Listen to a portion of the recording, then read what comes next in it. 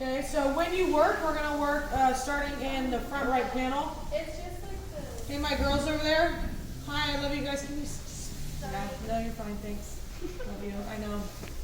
Sound travels really easily in here. So you're gonna work from your dominant side all the way around to your non-dominant side. So it would be this panel, that one, and that one. Does that make sense? Yeah? Yeah. Okay.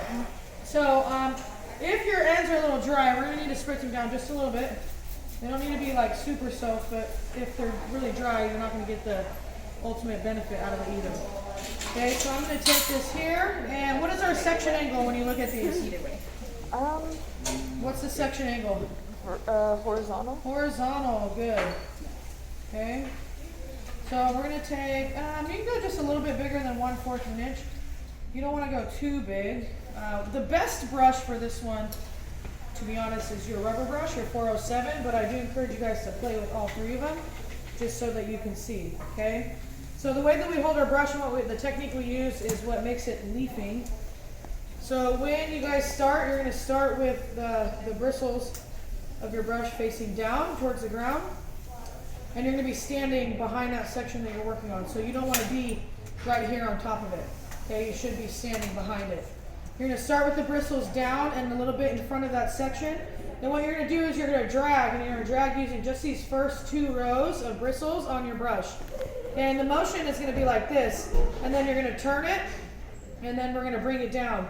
Now, something I want you guys to notice is how I turned it. I utilize my fingers, right? So if you utilize your arm and your hand and not your fingers, it's gonna go like this, and then you're gonna be doing this. And after doing a whole head like this, it becomes very hurtful, and it's not good for your body. It's not ergonomically correct. So when you guys do it, you're gonna drag, rotate with your fingers, you guys see that? And then come down. Now, you also gotta pull out a little bit before you come down, because if you just drag and then turn down, a lot of times that hair can get really stuck in the brush, okay? If it gets stuck in the brush, one of the two things is either your section is too big, so that brush can't hold that much hair, or B, you're turning it too soon without pulling it out. Okay, so it's gonna come here, we're gonna start right in front, we're gonna drag, come out, we're gonna pull out just a little bit, just like that, and then you're gonna pull straight down, just like that, okay? And I'm gonna show you guys over here too. So you're gonna come, do like this, we're gonna drag, we're gonna pull out just a little bit, and then straight down. Now remember, a pre-dry, all of this right here should already be dry, right? So we really don't need to worry about focusing our airflow on that part, because if we did our pre-dry correctly, it should already be done. So I'm going to show you without heat for that now. So you're going to come in here, I'm going to drop it, bring it in, and then once I get right here, that's when I'm going to bring my airflow in. And then we're going to bring it all the way down, just like that. Okay? And then right when you get to the ends, you're going to stay with the ends for a little bit, and then you kind of roll it off, because the goal is to get those ends nice and smooth. Okay? Now, on a pre-dry, we did high heat, low flow.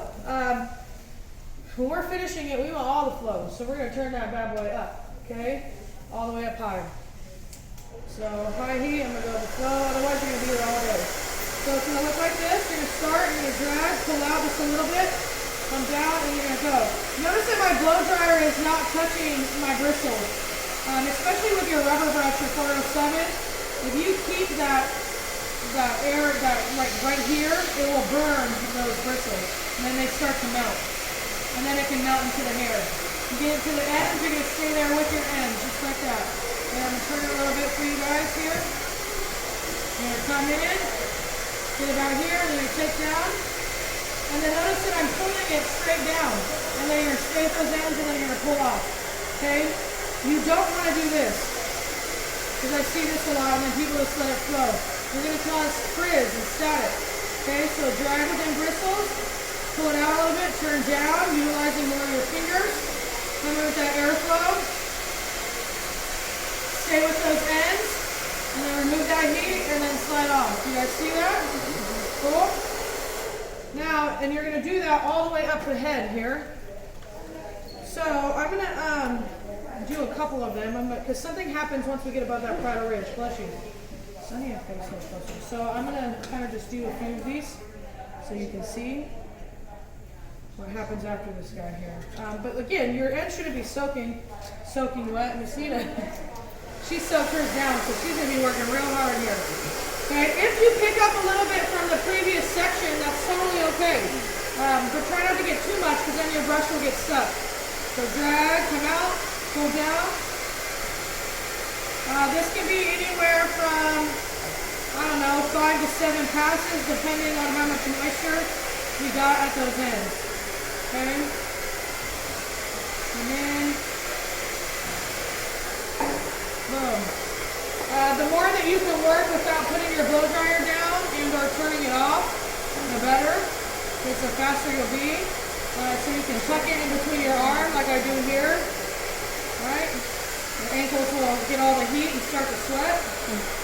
Come out. Boom. So do you see how my brush is getting stuck? Okay? In my section, I might have picked up too much hair, so you got to be careful with that. Drag. Pull out a little bit. And then pull down. Ooh. Not too much. So I'm going to switch my brush for a minute.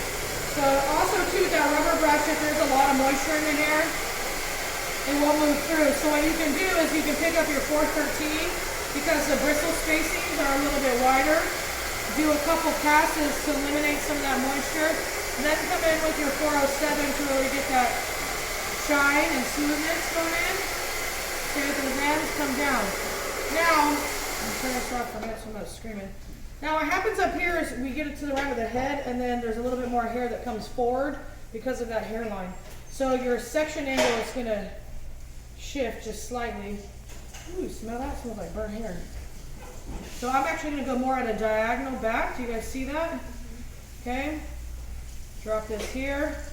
And then what's going to happen here is you're going to drag, but you're going to come down and then you start to pull back away from the face.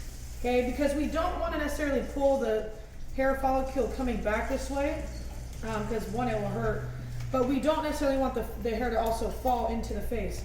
And the same thing when you get into round brushing. So you'll come in here, I'll start here, and then as I come down, notice how I'm pulling it back. Do you guys see that? Okay, so same thing over here. You start here, start down, come in, and then as you come, you guys are going to pull it back towards that angle. So everything up above that parietal ridge in the front two sections will do that. The back sections, because if the hairline, everything falls back on its own, we don't need to pull it back. It'll just go straight into it. Cool? Cool. Okay, and then from here, after you finish this panel, you'll jump into this back one and work your way up. Okay, if you grab a little bit from that previous, you want to do that so that you don't have these separation lines. How thick are the sections that you're Their average is about 1/4. It will vary. Again, you might need to go smaller if your hair is really wet, or and then density, right? So if you have someone that has really high density, you might want to cut that section angle. That section size in half. If they have a lower density, meaning less hair, you can probably go bigger with your section. Okay, cool. All right, boom. Let's go.